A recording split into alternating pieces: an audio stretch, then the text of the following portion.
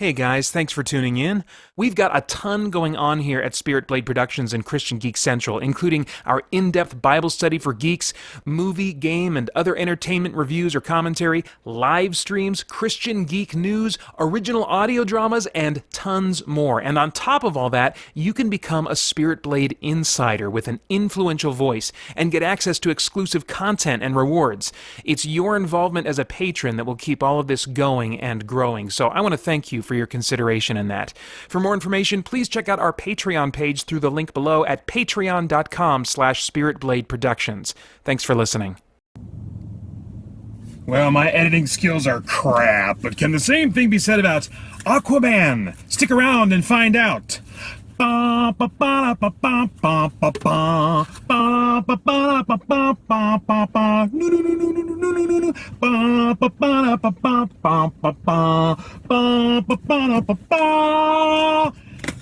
hey, I'm Peter Franson from christiangeekcentral.com and Spirit Blade Productions here with my uncut review of Aquaman, which I'm recording from my car because this is one of those rare blue moon kind of days where I have to try and review 2 movies in one day. So I'm going to finish this review and then go and see Bumblebee and tell you later on what I think of that. But anyway, the synopsis on IMDb for Aquaman reads, Arthur Curry learns that he is the heir to the underwater kingdom of Atlantis and must step forward to lead his people and be a hero to the world.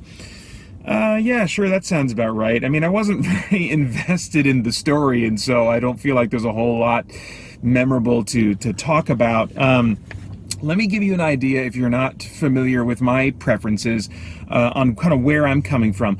I prefer, in fiction in general, for it to be serious and to be emotionally grounded and have some dramatic weight to it.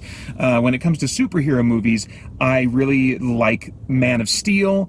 I like the tone, I should say, of the Christopher Nolan Batman movies. I wish they would have handled Batman as a property differently in that. I won't get into that right now, but I appreciated the tone and weight that they brought to Batman. Wonder Woman I appreciated, which does have more levity than either of those other 2 movies, but it still has a lot of really nice dramatic moments and some weight to it. I liked, as far as Marvel movies go, I liked Captain America, The Winter Soldier.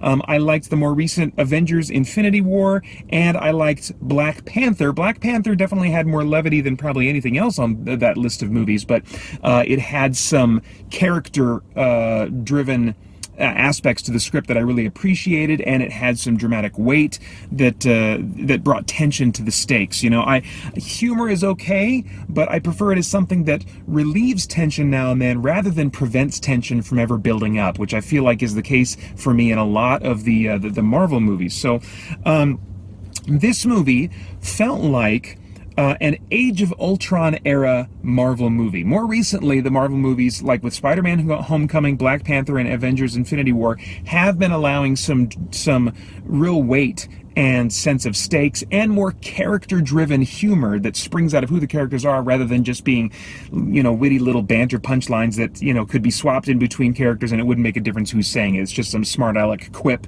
you know, in the midst of combat that anybody could say, you know. So I feel like that there's that era of Marvel movies that we may be coming out of now, and Aquaman really feels like that era of Marvel movie to me. There's lots of action and spectacle. There's only really lip service that's given to drama and weight. It's very light in tone. The power limits of Aquaman are established, which I think can potentially help bring some weight and some tension when you know what the character's limits are. Then you really have a sense of when they're actually in danger.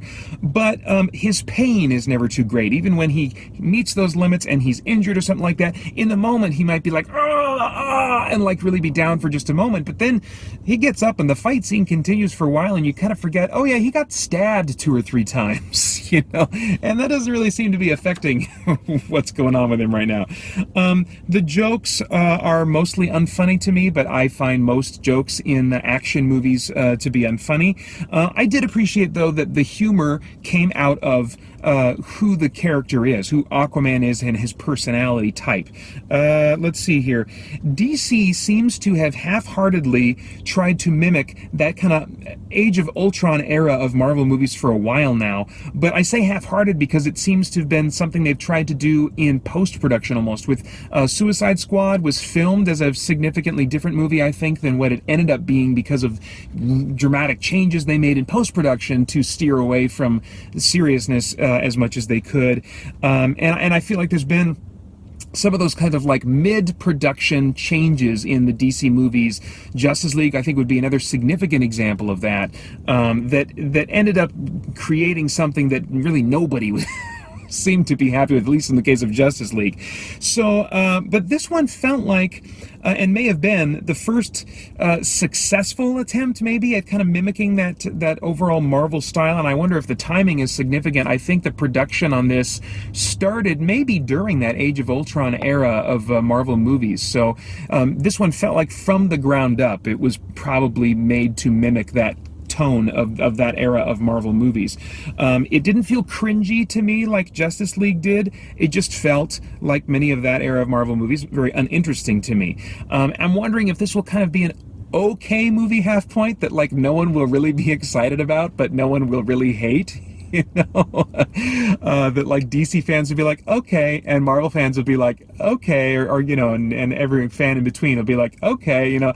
I'm just curious. I'm always curious as DC is just trying to find their way and figure out what they want to be. Of course, I wish that they would have stuck with, you know, what they were doing with Man of Steel and Batman versus Superman, but, you know, obviously they want to get a wider audience than just people that are interested in that tone and style of filmmaking. So, so for me, you know, I'm disappointed that they're going in this direction, but, you know, I let go of that a while back. At this point now, on a meta level, I'm just really curious. I'm like, okay, so I'm curious how people are going to, audiences at large. I'm not so much interested in what critics have to say at all.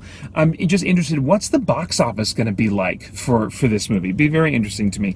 I appreciate what they added to, you know, basically this character that is known for swimming and talking with fish, and that's about it. And I'm talking about known that way in the general public mind. Geeks, of course, no different. But anyway, I appreciated they injected personality in this character that has not been, I don't think, really strongly defined in terms of personality traits. I think there's a stoicism that's been brought to him starting in like maybe in the 90s, in the late 90s. But he's not, to my mind, really been clearly defined. Really, his personality doesn't stand out to me among superheroes. So I appreciate that they were like, you know what, let's do something different with this guy. Let's go with this kind of, you know, bro surfer metal, you know, heavy metal kind of attitude. You know, I've been watching comic book movies and reading comic books for a long time. You know, and I've seen so many different interpretations of various characters that even in some of the more like long defined characters like Batman and Superman, I find myself these days open to different interpretations of those characters because that's what happens in the comics over the years, over the decades. And so I'm in a place of openness when it comes to how these characters are interpreted. So I appreciated them trying something with his personality. I also liked what they did with the world. They just blew this thing wide open, all kinds of crazy spectacle and weird undersea monsters and all this stuff. You know, they didn't hold back at all. And I think we're in a place now where visual effects can be made with less expense involved. And so I wish that they would have been able to throw this much into the Green Lantern movie that Ryan Reynolds did. I don't think it would have really improved, you know, that movie for me in terms of like what I want in the tone of a movie. But at least I would have been able to get more of that crazy space spectacle. And like here, I think it was great that they said, okay, well, what does Aquaman have that we could really play up that you're not going to find in another superhero movie? And I think it's that crazy underwater world, and they just went to town on that. And I appreciated, you know, the scope that they were going for. It doesn't make the movie more enjoyable to me. It's just a slight tip of my hat, I guess. Let's see. Let's talk about the cast a little bit. I didn't feel a real father-son connection between Jason Momoa's Aquaman and what's the guy's name? Temuera Morrison, who played his father. He felt like in the scenes that they shared, more like just an older man that Arthur just kind of liked hanging out with. He did not seem like a dad, I wasn't feeling that connection, and that was the most noticeable lack of connection I felt between characters. But I would say in general, I didn't feel a particular reality to the relationships as these actors were interacting with each other in scenes. There were no cringy performances for me in this movie, but there were some moments that felt delivered with a bit of melodrama, which I think the script, if I were to jump back and mention something more about the script, also lends itself a little bit to now and then. And so when you have those moments in the script there that kind of lean toward melodrama, and then you have these performances that kind of seem to embrace that, then it was just like, okay, that's not a great moment for me. Moving on to stunts and visuals. Tons of CG that to me, of course, looks all like a bunch of CG because my eye is cursed to pick out CG.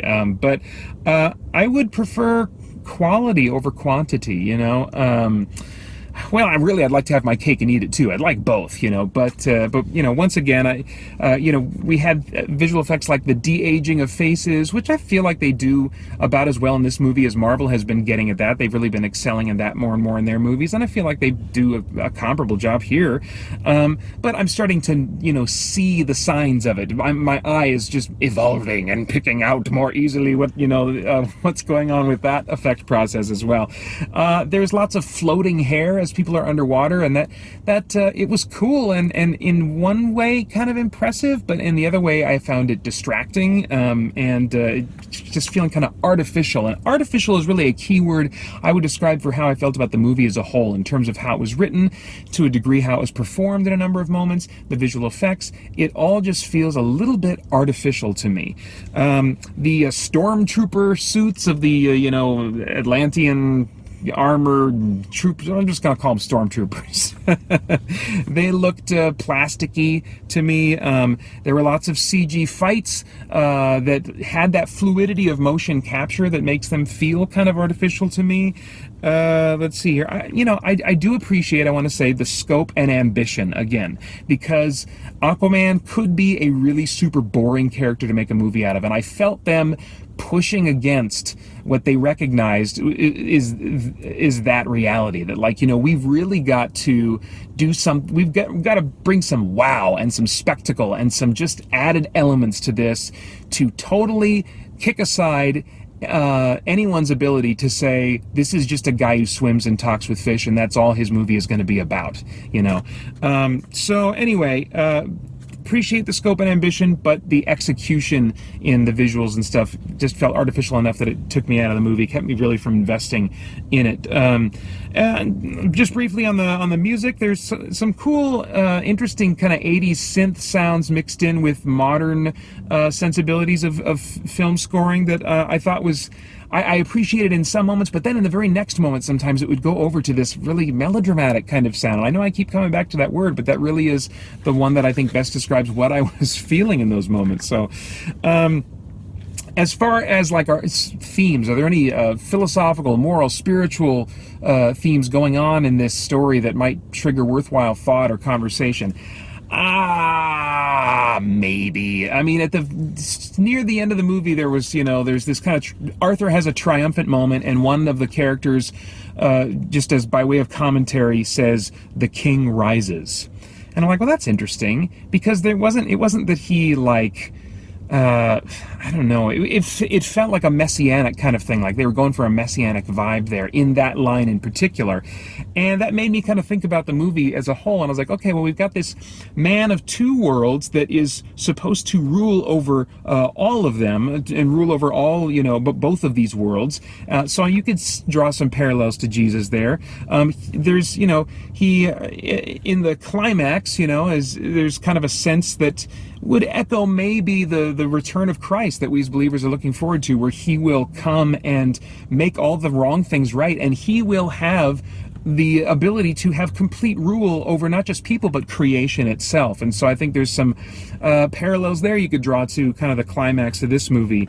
So I mean, there's possibly a Jesus metaphor there, but it's either unintentional or it's just too deep in there to really, I think, lead to worthwhile thought or conversation.